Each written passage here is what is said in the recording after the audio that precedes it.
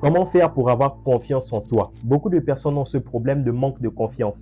Et peut-être que toi aussi, tu n'as pas confiance en toi. Alors laisse-moi te dire la vérité, c'est un gros problème que tu dois absolument régler. Pourquoi? Eh bien parce que la confiance en soi peut être une arme qui va te permettre de développer une vie exceptionnelle, d'avoir une vie épanouie et surtout une vie extraordinaire. Oui mon gars, tu dois développer ta confiance en toi-même. Mais si tu ne sais pas comment faire, ne t'inquiète surtout pas. Cette vidéo est faite pour toi. Dans cette vidéo, je te partage 3 clés qui vont te permettre de développer une confiance en soi de fer, une confiance en soi puissante. Et la troisième clé, je t'assure qu'elle est la plus puissante de toutes. Alors sois très attentif à ce que je m'apprête à te partager. C'est parti. Avant de commencer, je tiens déjà à te dire qu'il y a une grande différence entre la confiance en soi et l'estime de soi. La confiance en soi, ce n'est pas l'estime de soi. Beaucoup de personnes font l'amalgame. Beaucoup de personnes font la confusion. La confiance en soi, c'est très simple. C'est comme porter ses lacets, c'est comme porter ses chaussures. En fait, la confiance en soi, c'est simplement l'assurance, la croyance, la foi que tu as par rapport aux connaissances et aux compétences que tu possèdes dans un domaine bien précis. C'est ça la confiance en soi. C'est la raison pour laquelle on dit j'ai confiance parce que tu as. Donc tu possèdes des compétences, des connaissances, une expérience dans un domaine bien précis.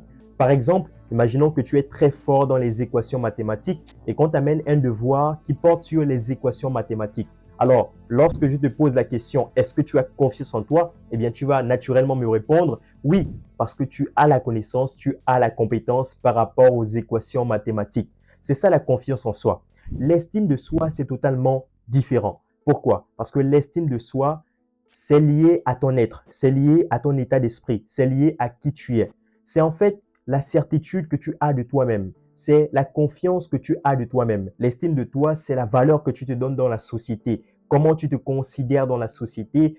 Comment est-ce que tu t'apprécies? Est-ce que tu es en paix avec toi-même? Est-ce que tu t'acceptes toi-même? C'est ça l'estime de soi. C'est surtout comment tu te vois dans la société par rapport aux autres. L'estime de soi, ce n'est pas se comparer aux autres, mais s'accepter. D'ailleurs, dis-moi en commentaire si tu voudrais que je fasse une vidéo dédiée à ce sujet, l'estime de soi, comment développer son estime de soi, et je te ferai une vidéo bien détaillée par rapport à ce sujet. Dis-le moi en commentaire et je ferai cette vidéo. Maintenant que le décor est planté, on peut déjà commencer les hostilités. Alors la première clé que tu dois mettre en place pour développer une confiance en toi-même, de faire, eh bien c'est simplement de développer des compétences, des connaissances et avoir une expérience dans un domaine bien précis. C'est aussi simple que ça. C'est la raison pour laquelle je t'ai dit au début que la confiance en soi est liée aux compétences, aux connaissances que tu possèdes. Commence à faire des activités qui te passionnent pour acquérir des compétences, pour apprendre des connaissances, pour avoir une expérience. Tu penses réellement que si on demande à Cristiano Ronaldo ou Lionel Messi s'ils ont confiance en eux dans le domaine du football, ils vont te dire non. Eh bien, c'est absurde. Pourquoi? Parce qu'ils ont les connaissances, les compétences, l'expérience dans le domaine du football. Donc, la première chose pour avoir confiance en toi-même, c'est de développer des compétences, avoir des connaissances, avoir une expérience dans un domaine bien précis. Que tu veuilles faire la musique, la cuisine ou le sport, pratique-le pour avoir des connaissances, des compétences et de l'expérience. La deuxième clé que tu peux mettre en place pour développer une confiance en toi-même, de faire, c'est d'arrêter la fausse humilité. Alors là, j'en ai marre des personnes qui sont faux, qui font semblant d'être humbles. L'humilité, ce n'est pas le fait de savoir des choses. Ce n'est pas le fait d'être compétent et se retirer sous prétexte que tu ne veux pas montrer de quoi tu es capable. Non. Si on a besoin de ta compétence ou de tes connaissances, tu dois montrer ses connaissances et ses compétences aux yeux du monde. Il ne faut pas avoir peur. Alors, je peux comprendre que tu es quelqu'un de discret ou encore quelqu'un de réservé. Ça, c'est normal. Je ne te dis pas de t'exposer, mais la fausse humilité, il ne faut pas faire attention à cela. La vraie humilité, c'est le fait de reconnaître ses limites. C'est le fait d'apprécier que les autres sont aussi forts. C'est ça l'humilité. Et l'humilité, pourquoi je te parle de ça? Eh bien parce que c'est l'ami de la confiance en toi. Pour avoir confiance en toi, il faut t'exprimer, il faut montrer ton talent, tes compétences, tes connaissances aux yeux du monde. Il faut arrêter avec cette fausse humilité de te cacher tout le temps et ne pas montrer de quoi tu es capable. Quelqu'un de confiance, c'est quelqu'un qui s'exprime en public, qui montre ses talents en public. Alors, je ne te demande pas de t'exposer si tu es quelqu'un de timide. Par contre, lorsqu'on a besoin de toi dans un domaine bien précis et on a besoin de tes compétences et de tes connaissances, montre au monde de quoi tu es capable. C'est la deuxième clé qui te permettra d'avoir une confiance en toi de fer. La troisième et dernière clé, compromis, c'est la plus importante des clés pour avoir confiance en toi, c'est de féliciter les autres. Alors tu vas me dire, mais quel est le lien entre le fait de féliciter les autres et ma confiance en moi-même?